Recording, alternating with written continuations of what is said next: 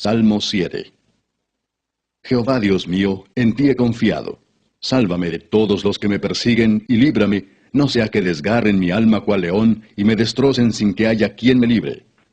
Jehová Dios mío, si yo he hecho esto, si hay en mis manos iniquidad, si he dado mal pago al que estaba en paz conmigo, antes he libertado al que sin causa era mi enemigo, persiga el enemigo mi alma y alcáncela, huelle en tierra mi vida y mi honra ponga en el polvo. Levántate, oh Jehová, en tu ira, álzate en contra de la furia de mis angustiadores, y despierta en favor mío el juicio que mandaste. Te rodeará congregación de pueblos, y sobre ella vuélvete a sentar en alto. Jehová juzgará a los pueblos. Júzgame, oh Jehová, conforme a mi justicia, y conforme a mi integridad. Fenezca ahora la maldad de los inicuos, mas establece tú al justo, porque el Dios justo prueba la mente y el corazón. Mi escudo está en Dios, que salva a los rectos de corazón. Dios es juez justo, y Dios está airado contra el impío todos los días. Si no se arrepiente, él afilará su espada. Armado tiene ya su arco, y lo ha preparado. Asimismo ha preparado armas de muerte, y ha labrado saetas ardientes. He aquí el impío concibió maldad, se preñó de iniquidad, y dio a luz engaño. Pozo ha cavado y lo ha ahondado, y en el hoyo que hizo caerá. Su iniquidad volverá sobre su cabeza, y su agravio caerá sobre su propia coronilla. Alabaré a Jehová conforme a su justicia, y cantaré al nombre de Jehová el Altísimo. Gracias, Padre Santo, te damos en esta tarde porque nos permite reunirnos en tu nombre. Y ahora dispuestos, Señor, a meditar en tu palabra, queremos rogarte que traiga bendición, Señor, y gozo a nuestra vida. Te lo suplicamos humildemente, en el nombre de Cristo nuestro Salvador. Amén. Tomen sus lugares, hermanos. El Salmo 7 es la apelación de un santo calumniado. Apelar significa literalmente llamar o pedir auxilio. Es el término jurídico para definir el medio de impugnación por el cual se busca que un tribunal anule una sentencia injusta. Cuando un juez emite un dictamen judicial es común que exista inconformidad en alguna de las partes, y cuando eso ocurre, lo más usual es que la parte inconforme introduzca el recurso de apelación solicitando a un órgano superior corregir o anular la sentencia. En el antiguo Israel, el concilio, el Sanedrín, era el equivalente a la Suprema Corte de Justicia, aunque los creyentes siempre supieron que la instancia última de justicia era Dios mismo. El salmista hace mucho tiempo, hermanos, que descubrimos que los jueces no administran la justicia, administran la legalidad, que no es exactamente lo mismo. La legalidad, la justicia tiene que ver con lo que debería ser. La legalidad tiene que ver con lo que se puede o con lo que se permite. Cuando un juez condena a muerte a un asesino, no le devuelve a las personas que sufrieron una pérdida la vida del ser amado. No se puede restablecer. El juez simplemente está administrando la legalidad. Y por esto, en este salmo, el autor apela al juicio de Dios a fin de que pronuncie su veredicto. Siendo sinceros, es muy difícil de ubicar este canto en un contexto en particular. Se dice que este episodio, mencionado en la introducción del salmo, proviene de una leyenda perdida, pues la Biblia no provee información alguna sobre un tal Cus, hijo de Benjamín, pero el mensaje del Salmo no necesita otro contexto que la propia vida. Los conflictos interpersonales, la maledicencia, las diferencias y las enemistades forman parte de la vida diaria. No es casualidad entonces que este salmo haya sido propuesto en algún momento como el salmo del día para la celebración de la fiesta de Purim, en la que los judíos celebraban su venganza sobre sus enemigos. ¿Qué nos enseña este salmo respecto a la apelación del inocente? Veamos, hermanos, las respuestas que el texto nos ofrece. Antes, hermanos, de pensar en las enseñanzas de nuestro pasaje, quiero repetir que normalmente cuando estudiamos un salmo, la introducción nos ayuda a ubicar las circunstancias, pensar en el autor y pensar también en el motivo por el cual escribe ese pasaje. Pero hay excepciones y una de ellas es este Salmo 7, en donde alude a un personaje del que la Biblia no vuelve a decir una sola palabra. Esto nos lleva a la pregunta de quién es este misterioso personaje, pero como no podemos encontrar una respuesta adecuada ni en la Biblia ni en la tradición, tenemos que centrarnos más en el mensaje del Salmo que en sus circunstancias. En ellas vemos, hermanos, como decíamos hace un momento, la apelación de un santo calumniado. Y en su apelación hace cuando menos tres cosas. Primero, apela a su propia justicia. Sabemos, hermanos, que siempre ha habido personas maledicentes. Carlos Spurgeon decía que conocía personas de las que estaba seguro, si las dejaran ir al cielo, harían que los ángeles se pelearan. Esta realidad no respeta ni límites confesionales ni barreras denominacionales. Se cuenta por eso de un novicio que era aficionado a difundir rumores maliciosos en el monasterio, hasta que el abad lo confrontó y le dio una penitencia muy singular. Le ordenó que llevara una almohada de plumas a la parte alta del campanario en un día de vendaval y soltase las plumas al viento, y luego bajase la torre y recogiera las plumas que se habían desperdigado por la campiña, devolviéndolas a la almohada. Desde luego el hombre no pudo hacerlo, y era precisamente el punto que el abad quería hacer destacar respecto a los alcances de la calumnia. La maledicencia y las calumnias tienen la capacidad de difundirse a los cuatro vientos, y una vez soltadas no pueden ser completamente recogidas. Incluso cuando las acusaciones se demuestra son falsas, la reputación del acusado conserva una mancha perdurable.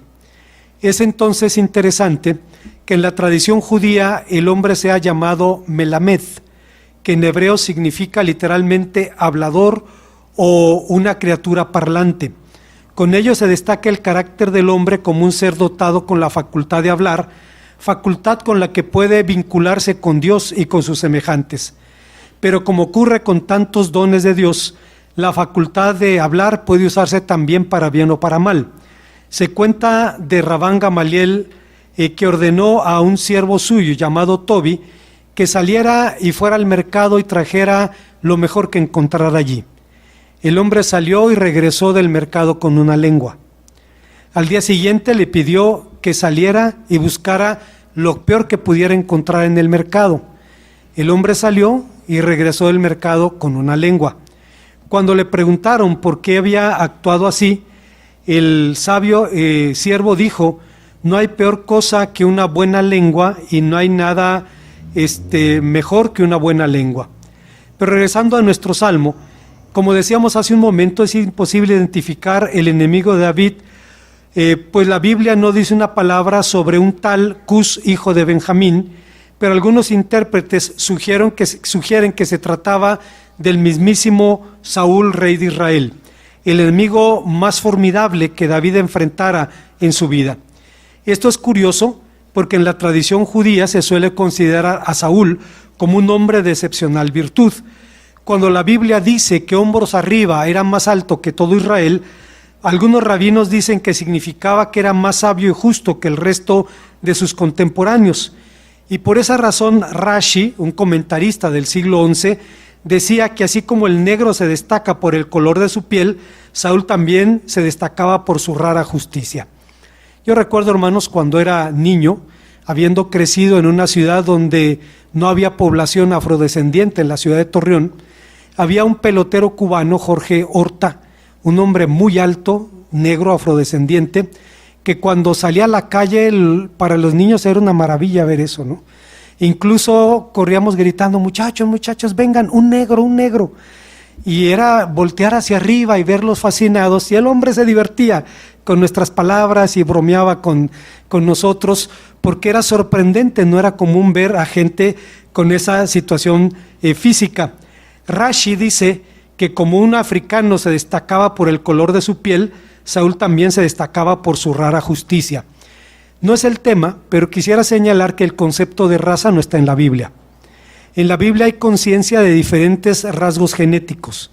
Es más, cuando en la Biblia se habla de los pueblos de África, se habla con fascinación y se habla con admiración. Si mal no recuerdo, el profeta Isaías habla de los africanos como gente alta y fuerte, guerreros formidables, de rostro resplandeciente. Era tal la fascinación que les producía por su estatura, y obviamente estaba hablando de la gente del Cuerno de África, del este de África, de Eritrea, de Somalia, de esa zona, que tuvo contacto con los hebreos desde muy pronto en la historia bíblica y fueron llamados precisamente cusitas por Cush, el nombre hebreo que se le da a ese pueblo. Pero es evidente, hermanos, que la persecución de Saúl no era ningún acto de justicia. Es claro que no era ninguna obra piadosa. Es claro también que el único que tenía la capacidad y la voluntad de destrozar a David como si fuera un león era el rey. Abraham Ibn Ezra, un comentarista judío-español, dice que cuando se alude a Saúl como negro, no se tenía el propósito de ofenderlo, sino de elogiarlo. Pero estas son meras especulaciones, porque a fin de cuentas el problema que David enfrentaba era más frecuente de lo deseable. Cuando nos preguntamos, hermanos, en qué es lo más importante en el testimonio de un ministro, tal vez algunos puedan decir su congruencia, su fidelidad, etcétera, etcétera. Estaremos de acuerdo en que la parte menos importante del testimonio de un pastor es la corbata. Pues, hermanos, hay una anécdota, cuando menos, de un predicador inglés, George Kemble Morgan, quien fue pastor de la abadía de Westminster. Era un hombre sumamente delgado, flaco de hecho, muy disciplinado, muy espartano en su vida personal, buen testimonio en su familia, no era dado a los lujos o a los excesos, se vestía como el promedio de la gente en su medio, pero alguien le buscó defectos y tuvo que recorrer toda su vida y su persona para decir: el problema del pastor Morgan es que le gustan las corbatas caras. Algún defecto debía tener. Pero, hermanos, hay gente que llegó incluso más lejos.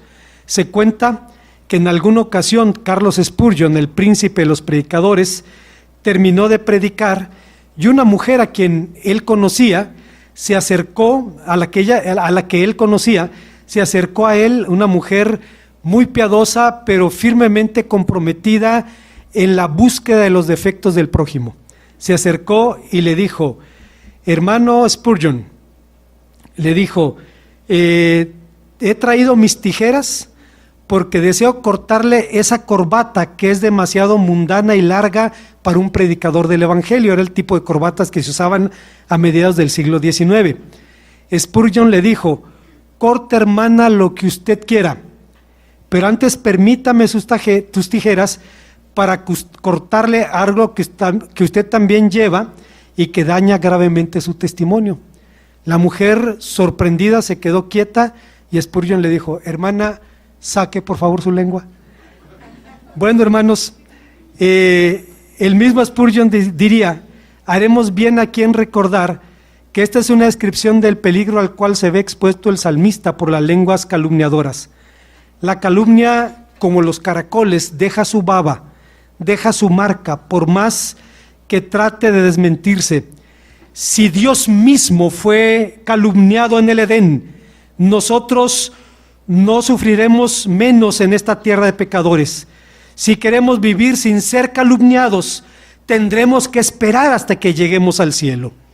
Hay una segunda verdad que encontramos en este pasaje, y es que en su apelación, el salmista apela también al juicio divino.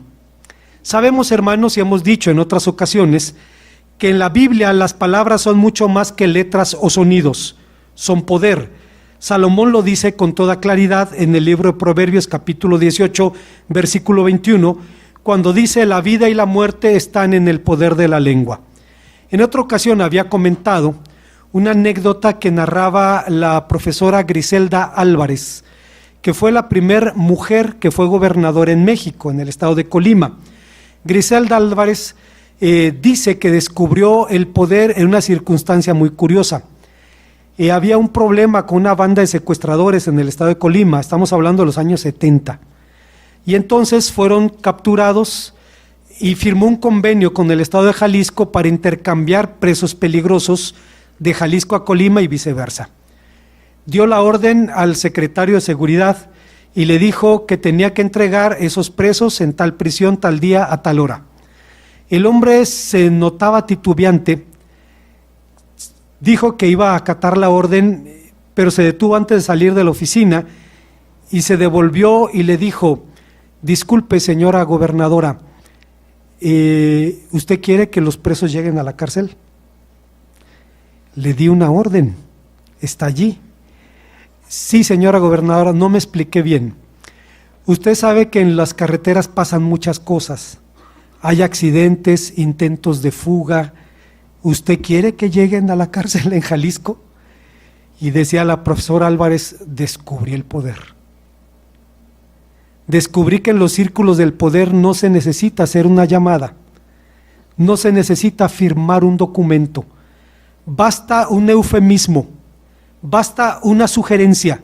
Convendría que esta persona se callara, y hay gente que sabe lo que eso significa. La mujer entendió lo que dice Salomón cuando afirma: la vida y la muerte están en el poder de la lengua. Tan es así que en la tradición judía se dice que Dios creó al mundo con 10 palabras, lo que nos lleva a la pregunta: ¿por qué con 10 palabras y no con una sola? Y la respuesta, dicen los sabios de Israel, es que esto ocurrió para castigar a los impíos que destruyen al mundo y retribuir a los justos que lo preservan.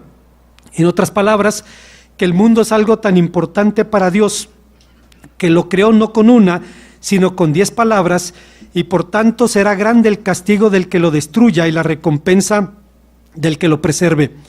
Pero si alguien pregunta: ¿qué tiene que ver esto con la mala lengua? Santiago el apóstol nos dice que la lengua del hombre inflama la rueda de la creación. Usted recordará sus palabras: porque todos ofendemos muchas veces. Si alguno no ofende con palabra, este es varón recto, capaz de refrenar todo su cuerpo. He aquí nosotros ponemos freno a la boca de los caballos para que nos obedezcan, y dirigimos así su cuerpo. Mirad también las naves, aún tan grandes y llevadas de impetuosos vientos, son gobernadas con un pequeño timón por el que los gobierna para llevarlas a donde quiere. Así también la lengua es un miembro pequeño que se jacta de grandes cosas. He aquí cuán grande bosque enciende un pequeño fuego. Y la lengua es un fuego, un mundo de maldad. La lengua está puesta en medio de nuestros miembros y contamina todo el cuerpo e inflama también la rueda de la creación. Por esa razón, desde la antigüedad bíblica, la ley de Moisés habla claramente en contra del mal uso de la lengua. En la Biblia existen 3 tipificaciones en cuanto a la prohibición de la maledicencia. Primero, la Biblia prohíbe el chisme, a lo que los hebreos llaman regilut, es decir, prohíbe contar cosas de la intimidad del otro, aun cuando no sea negativo. 2, prohíbe hablar mal del otro, aunque sea verdad, a lo que los judíos llaman el lashon hara, que significa la mala lengua. Y 3, prohíbe también difamar, es decir, mentir sobre cualquier asunto respecto al prójimo, a lo que los judíos llaman motzi shem ra, un atentado en contra del buen nombre. Y nadie está, hermanos, a salvo de esta amenaza, sin importar cuán recto, cuán honorable pueda ser. Se cuenta que durante su último año como primer ministro de Inglaterra, Winston Churchill asistió a una ceremonia oficial. Era la última etapa de su vida y le apodaban en aquel tiempo el ministro de medio tiempo, porque solo podía trabajar medio tiempo, su fuerza no le daba para más.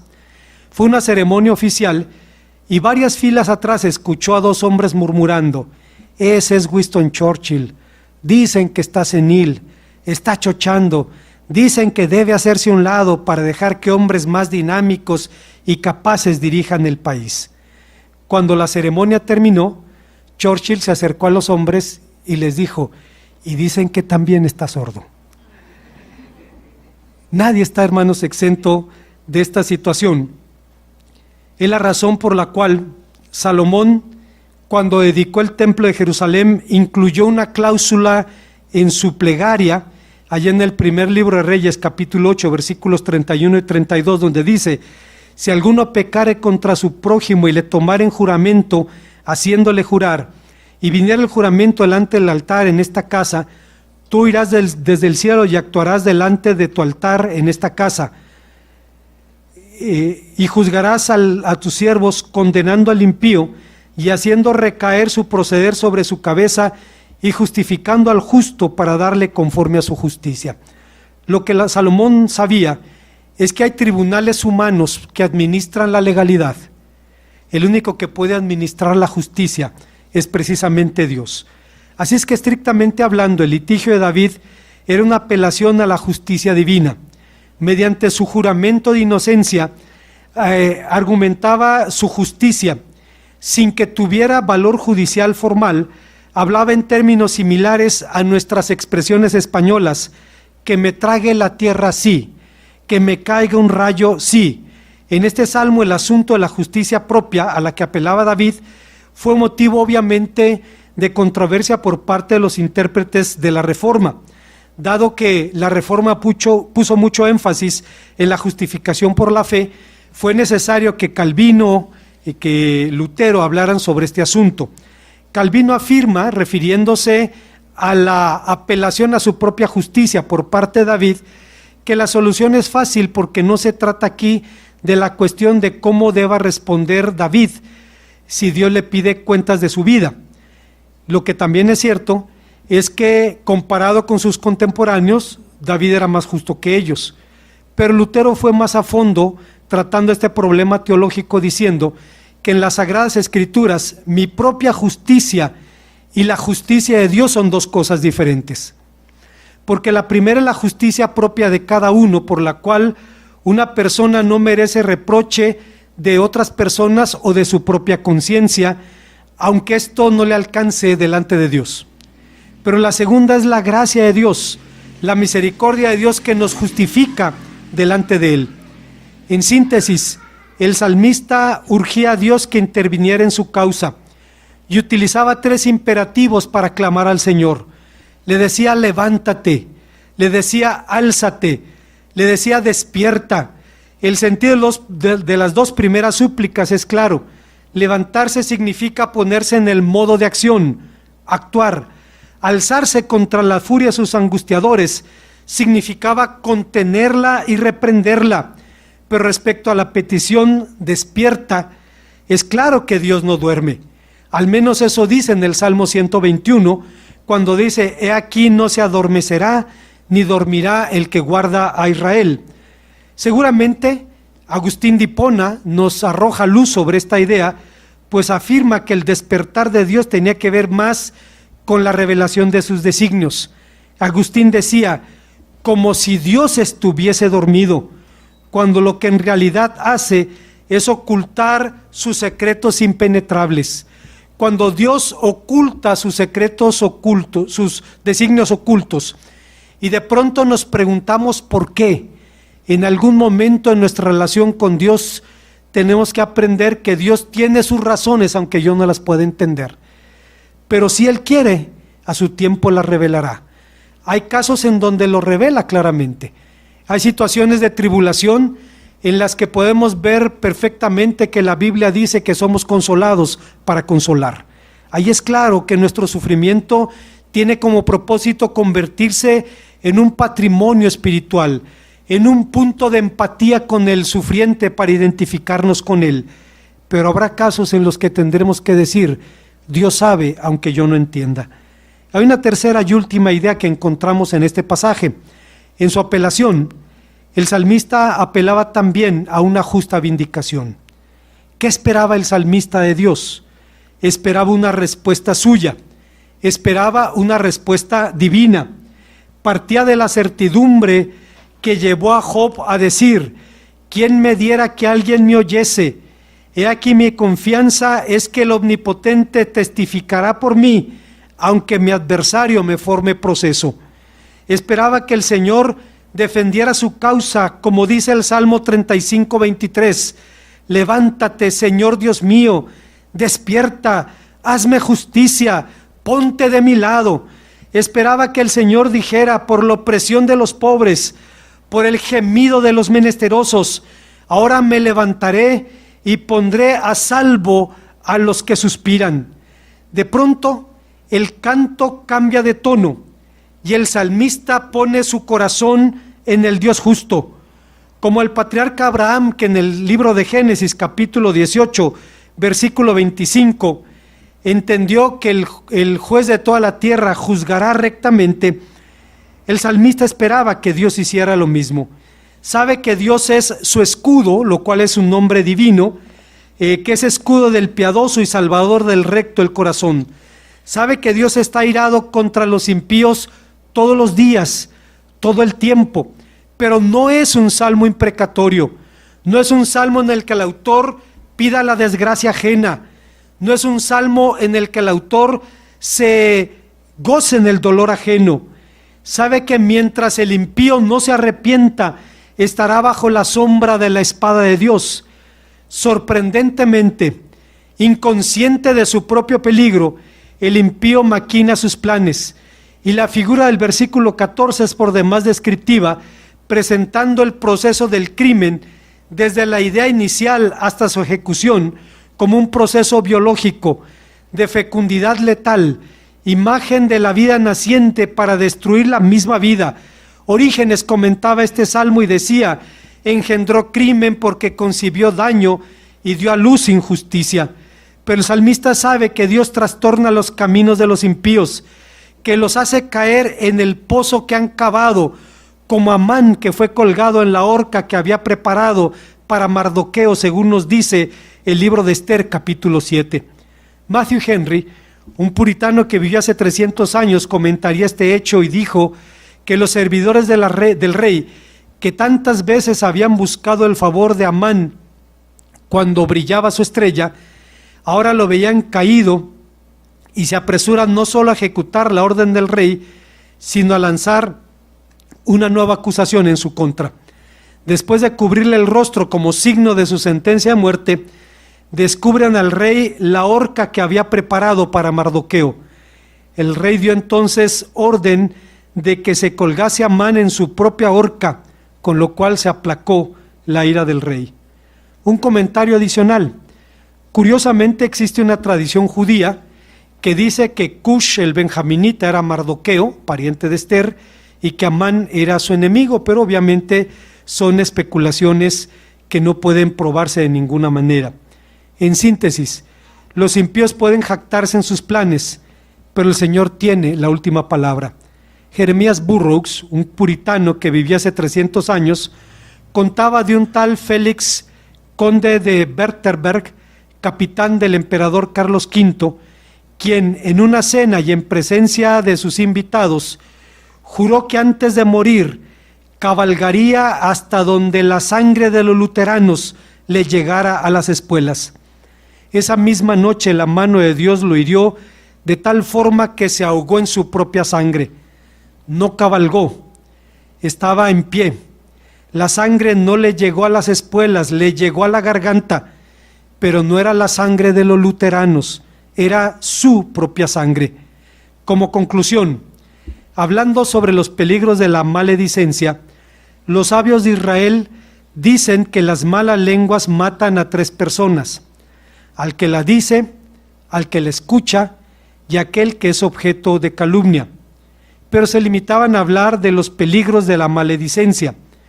Un autor latino, Tito Macio Plauto, fue más allá, hablando del justo castigo que según él merecerían los calumniadores. Los que divulgan la calumnia, decía Plauto, y los que la escuchan, si vale mi consejo, deberían ser colgados hasta la muerte, los divulgadores de la lengua y los oyentes de las orejas. Lo cierto es que en la Iglesia de Dios no estamos exentos de esta clase de desafíos. En su libro Vida en Comunidad, Dietrich Bonhoeffer, un autor alemán del siglo pasado, dice algo muy interesante respecto a la Iglesia. Dice: desear algo más de lo que Cristo ha fundado entre nosotros no es desear la fraternidad cristiana, sino ir en busca de quién sabe qué clase de experiencias extraordinarias uno piensa que va a encontrar en la Iglesia y no ha encontrado en otra parte, introduciendo así en la comunidad el perturbador fermento del deseo propio. Es precisamente este aspecto donde la fraternidad cristiana se había amenazada, y casi siempre desde el principio, por el más grave de los peligros, la intoxicación interna provocada por la confusión de la fraternidad cristiana y un sueño de comunidad piadosa por una mezcla de nostalgia religiosa y la realidad espiritual de la hermandad en Cristo. Por eso es importante adquirir conciencia desde el principio de que, en primer lugar, la fraternidad cristiana no es ningún ideal humano, sino una realidad creada por Dios, y en segundo lugar, que esta realidad es de naturaleza espiritual y no de naturaleza emocional. Hay personas que están buscando una iglesia donde sentirse bien.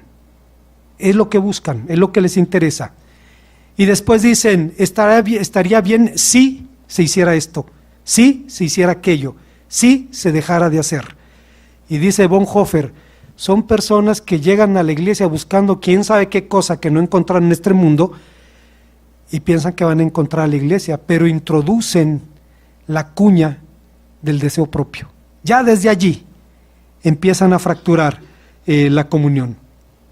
En 1 Corintios 3:17, Pablo es más severo y advierte de manera tajante: al que destruye al templo de Dios, Dios lo destruirá a él. El templo de Dios se refiere aquí a la asamblea local. Pablo no alude a los cristianos individuales, sino al conjunto de creyentes.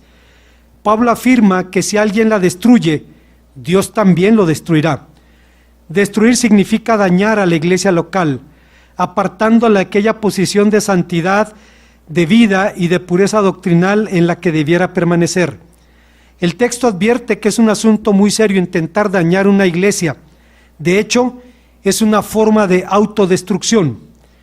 Cuando un hombre no se sale con la suya en la iglesia o tiene un choque violento de personalidades con otro, en lugar de resolver el problema como la Biblia dice, se va, visita y organiza a la gente que se ponga de su lado y crea su propio partido en la iglesia.